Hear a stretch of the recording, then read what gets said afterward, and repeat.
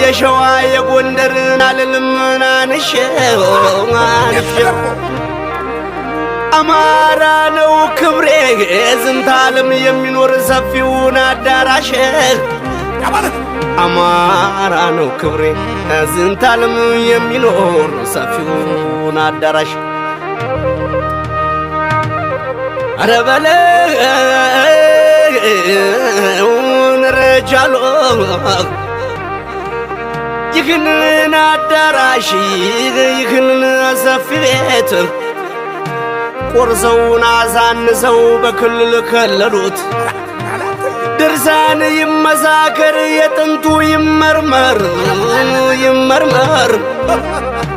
ያልፋልን አማራነት ከመድያም ምድር ያልፋል አማራነት ከመድያም